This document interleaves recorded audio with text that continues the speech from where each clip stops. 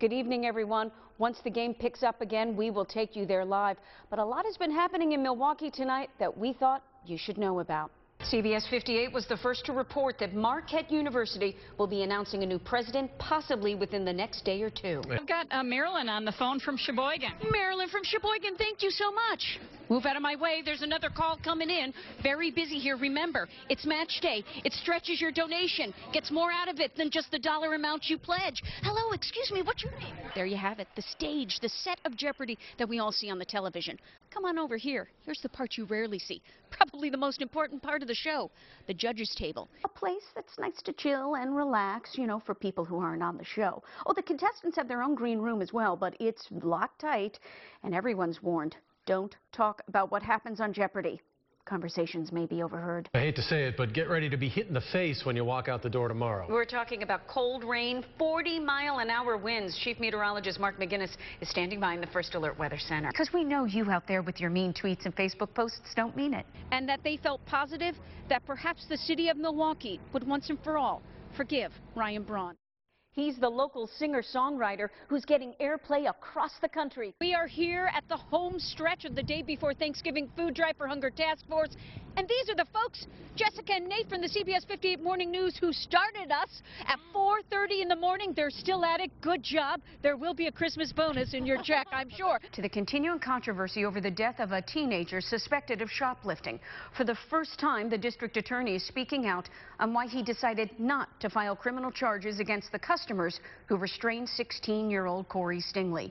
CBS 58's Bill Walsh is live in the newsroom tonight. Bill, thank you. Milwaukee Police Chief Ed Flynn headed for New York tomorrow. He's part of a national panel on making communities better. Now, our city experienced something of a roller coaster last year with laser-focused patrols that clamped down on gun violence, only to see a horrific August with some 20 homicides. That contributed to taking us over the 100 murder mark for last year. Still, other cities are looking at Milwaukee as a model of how to cool down hotspots of criminal activity. I mean, a lot of people don't really understand what community policing is. Flynn maintains gang activity is at the root of our eruption of gun violence, and he's still pushing for stiffer penalties for felons caught with handguns. Now, a compelling story for an East Side clerk who was robbed on Christmas Eve. A gun held to her head and two suspects who were very jumpy, as you're about to see in the surveillance video. The victim is speaking out for the first time, and she's speaking only to CBS 58's John Coco. John, thank you. Milwaukee police also need your help to find the suspect who held a man at gunpoint and then took his coat.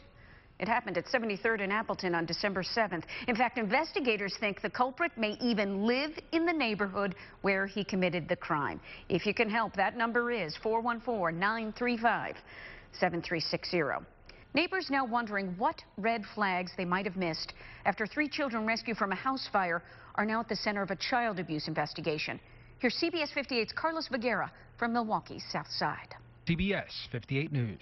The recent cold snap is putting stress on many people's budgets. We Energy's trying to get the word out about a program to help. People might want to consider, if they're not on it already, is the budget billing, where it's repairs continuing tonight on a water main break on Milwaukee's South Side. Let's take a live picture now where the main ruptured near Oklahoma and Logan yesterday, and it's got to be tough for DPW crews with all that snow falling. Westbound Oklahoma just closed down at 9 tonight, so the rest of the repairs can be made. How about it, Michael? Can we get those DPW crews a little break in the weather? We are live at the Badgers Hotel here in Dallas, Texas. Michele McCormack with Earl Arms. The Badgers players tucked away in their rooms, I'm sure, no doubt, following Coach Bo Ryan's orders to get some shut-eye. Occasionally, you will hear a murmured roar rise up and out of the building. It was a much different scene inside the tunnel right at the start of the game as the team and the coach, Bo Ryan, were making their way to the basketball court. There was the occasional high five with university personnel or team assistants. But other than that, it was a very calm demeanor, very serious faces, but I wouldn't say tense. Obviously, root for the Badgers, keep your fingers, toes, and feet crossed, and hopefully we can come out successful. Feet crossed? How does that work? Okay, let's see if I can do that. Feet crossed. Am I doing it right? Making a W. Making a W. All right. Some more Wisconsin Badgers fans. How you thinking? What are you thinking? How are you feeling? I'm not feeling good. It's hard. This is hard. Yeah. It's like a dog dying. It's hard. Get out of here. How about you? What do you think? It's disappointing, but we'll get over it. Oh, Donny boy, the pipes are calling. Belfast-born singer Ian Gould has lost count of how many times he's been asked to sing Danny Boy. Now, raising a family in Delafield, the songwriter says the lyrics written more than 100 years ago still hold up today. 'Tis I'll be here in sunshine or in shadow. I hear it as a father to a son. And maybe that's because I'm a father, I get that. And, you know, in the past I lost my father. And that was a song that really held me. It's you must go and I must buy. This is the original 1913 sheet music. Irish music archivist Barry Stapleton doesn't shy away from the fact that this song, beloved in Irish-American circles, was written by an English lawyer, Frederick Weatherly, who, according to family, never stepped foot in Ireland. The year before he wrote the lyrics to the song, he lost his father and his son. So there is imminent in the song that it's a song about grief and loss. Before you go thinking a great fraud has been perpetrated, consider this. The melody or the air to which the words are attached is in fact from Ireland. Probably first recorded and written down in 1851 by a woman named Jane Ross, County Londonderry or Derry, and she submitted it to George Petrie in 1855, who wrote Ancient Music of Ireland. And that's primarily, we think, how the tune itself spread. And it could have existed for a number of years before that time as well. There's some research that's been done that suggests that it may, parts of it may be from other tunes that were also recorded maybe in the earlier 1800s or late 1700s. But definitely in Ireland. Definitely in Ireland, So yes. the words might have come from an Englishman, but the melody is Irish. Yep, that's correct.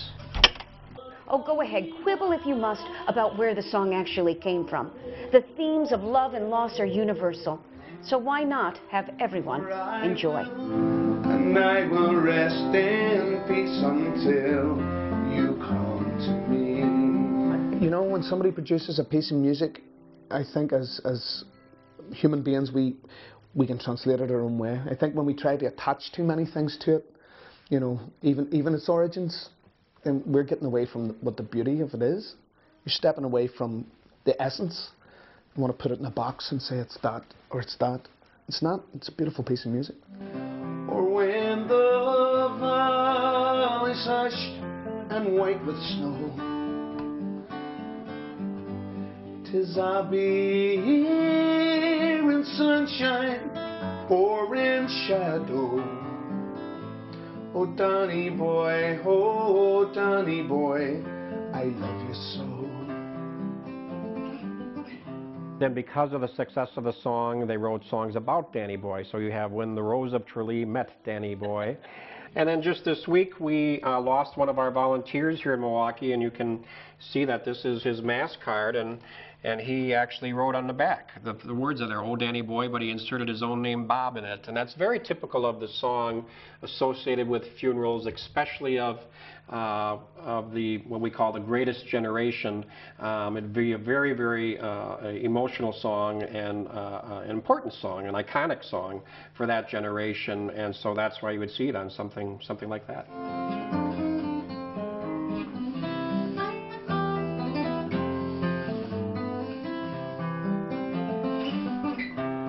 But if you come when all the flowers are dying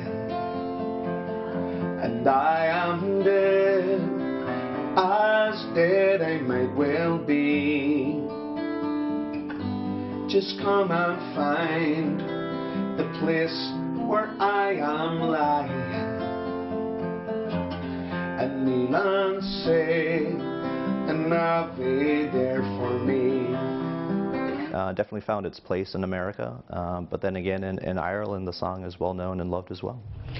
As a musician as well as an archivist, it may be the most well-known Irish song.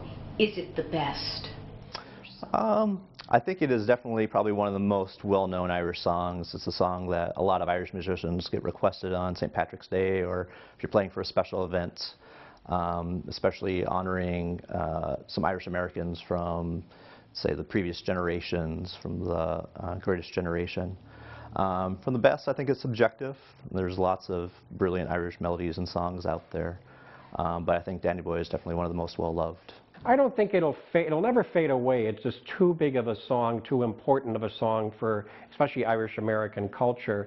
But it is associated with that past generation. I don't think it'll get bigger or more important, but it'll take on more of a historical piece and document for that generation, I think. For I will hear the soft your tread above me. I can sympathise with anybody who feels this, and I've sang it at funerals, I've sang it, you know, on somber occasions, and I understand. For you will bend and tell me that you love me, and I will rest in peace until you come to me.